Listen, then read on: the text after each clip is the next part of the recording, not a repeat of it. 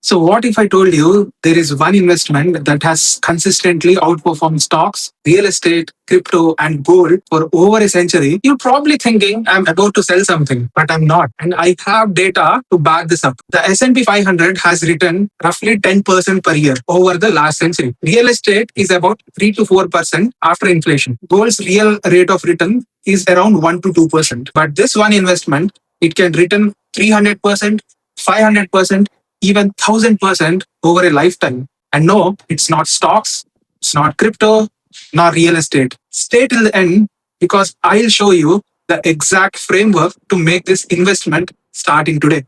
Now, most people hear investment and immediately think about where to park their money. And that's a valid question. Nothing wrong in that. But let's actually look at what most common options give you. So first, let's talk about stocks. S&P 500, the gold standard of passive investing, has returned about 10% annually before inflation and roughly 7% after. So if you have invested $10,000 in the year 2000, you'd have about $60,000 today. Solid.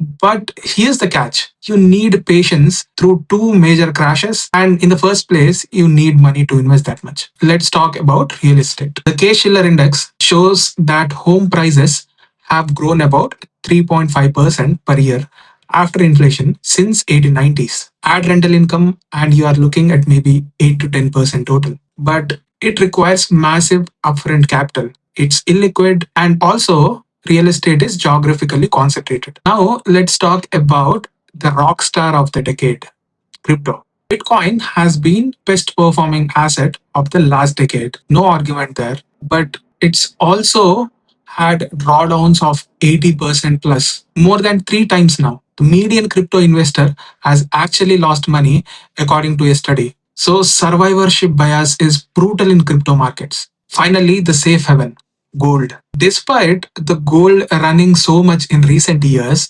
the OG safe haven, gold, has returned about 8% nominally since 1971, which is roughly 4% after inflation. It's a solid hedge, don't get me wrong, but it does not generate income, it doesn't compound as much, and over the same period, the S&P 500 still beat it by about 4 percentage points per year, and compounded over decades, that gap is enormous. Now, the single highest returning investment you can make is in yourself. Now, I know it sounds cheesy. Before you exit this video thinking that this is some motivational BS, hear me out. I'm going to prove this with numbers. According to a source, the lifetime earnings gap between a high school diploma and a bachelor's degree is $1.2 million.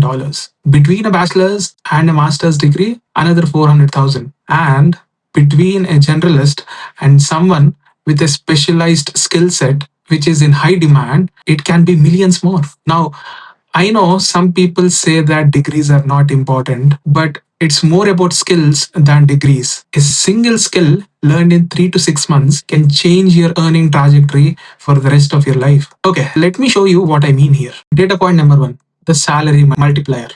Let's say you're earning $50,000 a year. You spend $500 and 4 months learning cloud computing or data engineering or any specialized skill. The average salary for a cloud engineer in the US is 130K. That's 80K annual increase from a $500 investment.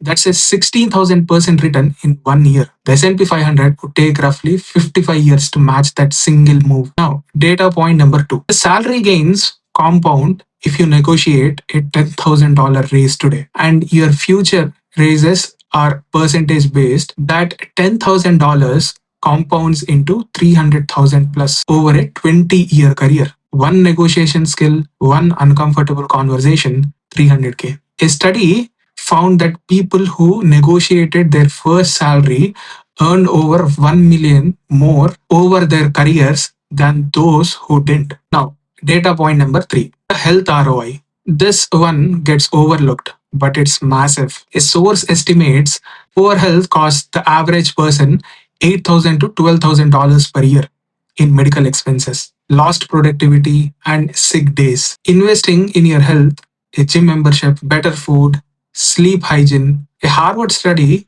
showed every dollar spent on preventive wellness programs returned $2.71 in reduced medical costs. You can't compound your portfolio if you're not alive and healthy to manage it. Data point number 4. Your network is a portfolio. According to LinkedIn's data, 85% of jobs are filled through networking. Your network is essentially a portfolio of options. Every meaningful connection is like a buying call option on a future opportunity. The people who invest time in building genuine relationships, attending to events, contributing to communities, helping others are the ones who get job referrals. It is a bit of effort, I know, but referrals are a sure shot way of getting interviews. So, if investing in yourself is the highest return investment, how do you actually do it systematically?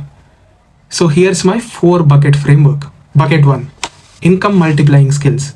40% of your self investment budget goes into this.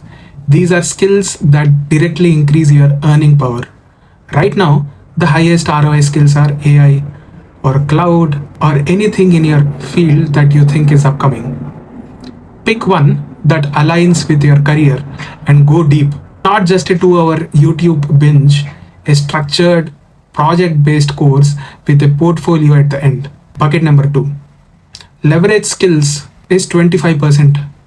These are skills that multiply the value of everything else you do. Public speaking, writing, negotiation, leadership.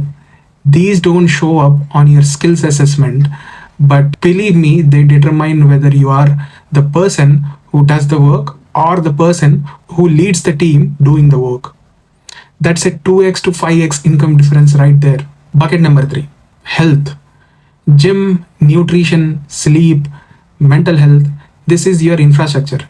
A $50 per month gym membership and a $200 month food upgrade is $3,000 a year. Compare that to $8,000 to $12,000 annual cost of poor health. This is the investment that protects every other investment. Bucket 4, networking. Conferences, communities, dinners, coffee chats. Budget for it like you budget for index funds. One relationship can be worth more than a decade of compound returns. The key is to give before you ask. Help people, share knowledge. The ROI comes back in ways you can't even imagine. Now, I know some of you are thinking, shouldn't I also invest in the markets? Absolutely. This isn't either or. Invest in yourself and in the market.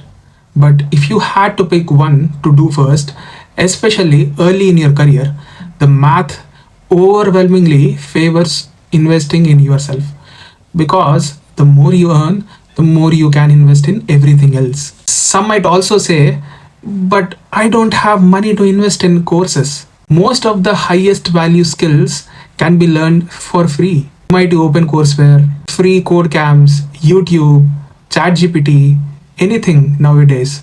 The investment here is your time and discipline, not your wallet. Or some might say, this sounds like a hustle. It's the opposite. Hustle culture says work more hours. I'm saying make each hour worth more. One strategic skill upgrade can replace years of grinding. So here's what I want you to take away from this video. Every financial guru will tell you to invest early and let compound interest work. And they're not wrong. That's the right statement. But before you compound your money, compound your value. A 10% return on a $5,000 portfolio is 500. A 10,000 return on a 500,000 portfolio is 50,000. The fastest way to get from 5k to 500k isn't a better stock pick. It's a better you. Warren Buffett was once asked what his best investment was. He didn't say Coke or Apple. He said the best investment you can make is in yourself. So here's your homework. Pick one skill from the framework I shared, commit 30 minutes a day for the next 30 days, and come back to this video and tell me in the comments what changed. I'll see you in the next one.